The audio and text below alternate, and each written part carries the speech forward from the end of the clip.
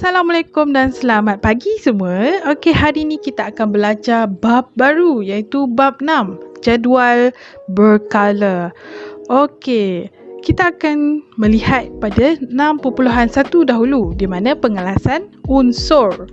Okey, terdapat 5 standard pembelajaran dalam 6.1 ini, tapi kita akan melihat 2 standard pembelajaran iaitu merumuskan bahawa semua jirim terdiri daripada atom dan kedua membezakan atom dengan molekul dan unsur dengan sebatian.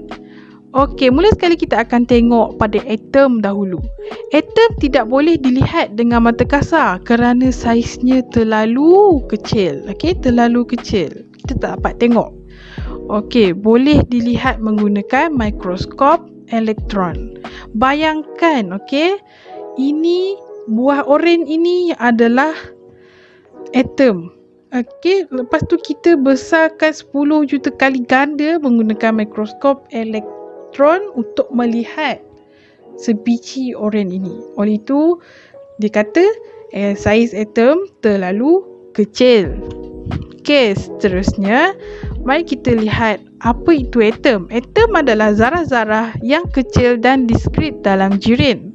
Okey, seterusnya, struktur atom terdiri daripada proton, elektron dan neutron adalah zarah subatom bagi atom. Okey.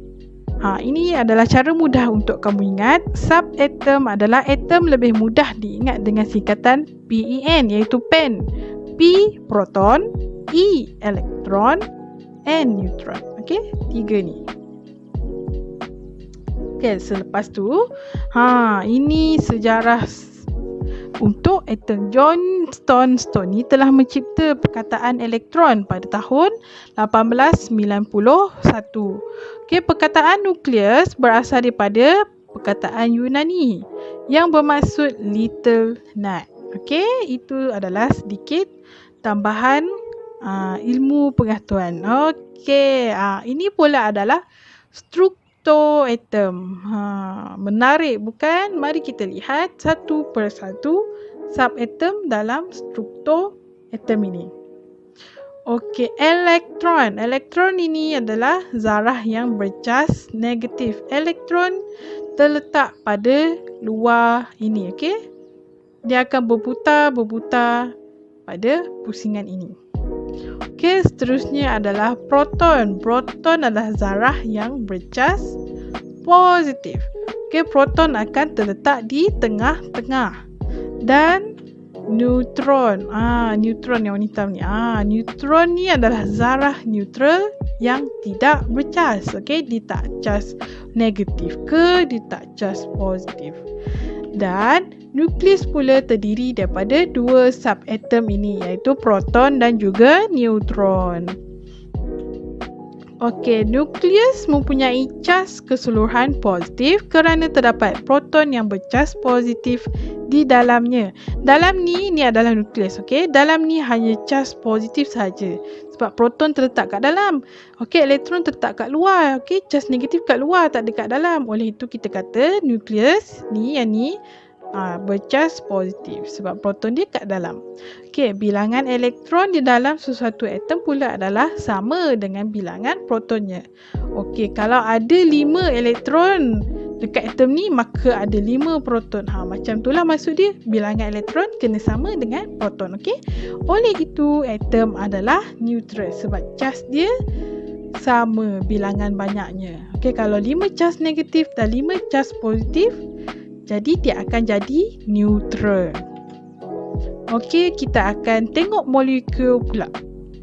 Okey, molekul merupakan zarah neutral yang terdiri daripada 2 atau lebih atom.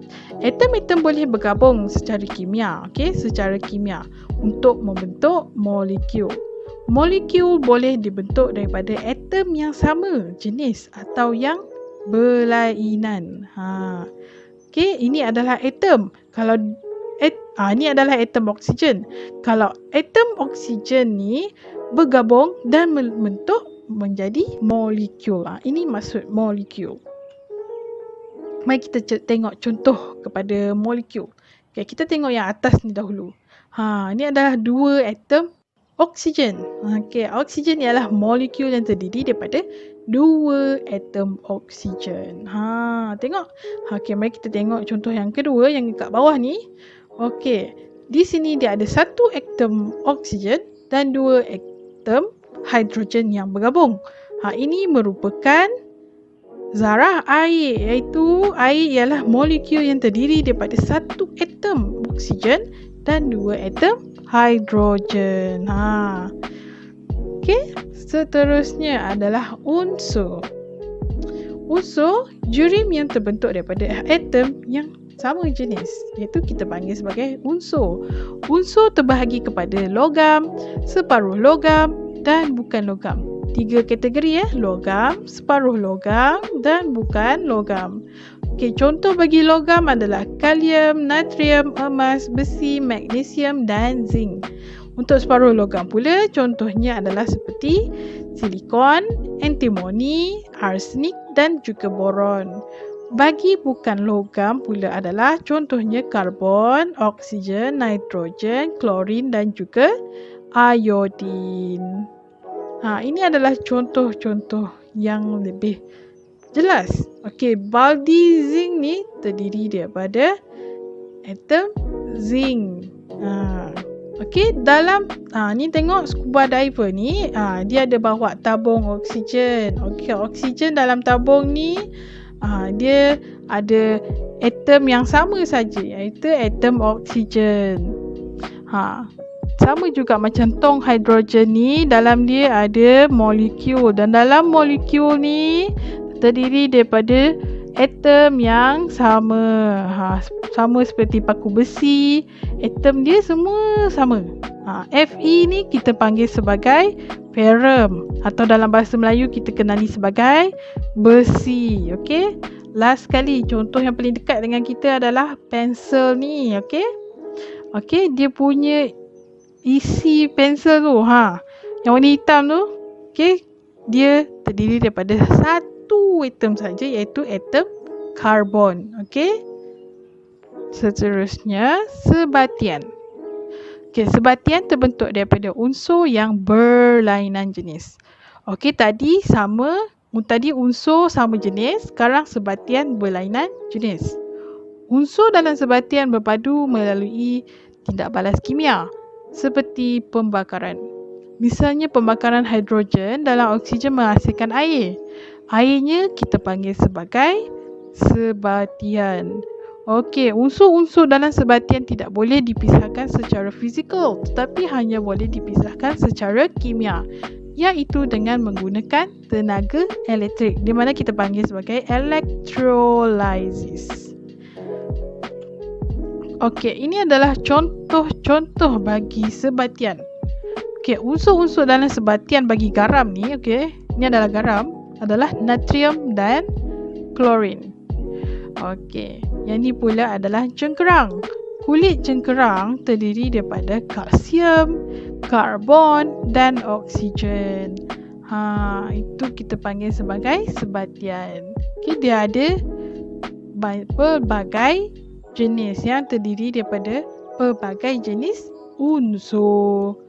Okey, contoh yang ketiga pula adalah gula, di mana unsur-unsur dalam sebatian bagi gula ni adalah karbon, hidrogen dan juga oksigen. Okey, sekarang kita telah di penghujung kelas. Mari kita buat kesimpulan ni bersama-sama. Ini adalah aktiviti mix and match. Tadi kita dah tengok apa maksud unsur, maksud molekul dan maksud sebatian. Okey, saya akan bagi 5 saat untuk siapkan perkara ni.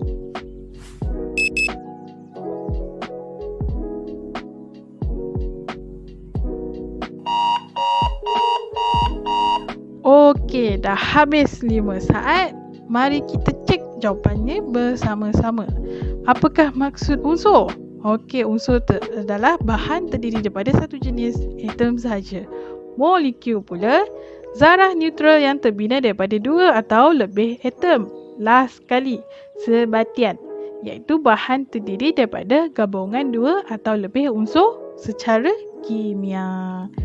Okey, terima kasih kerana telah join kelas cikgu hari ini. Kita jumpa lagi pada kelas seterusnya. Bye.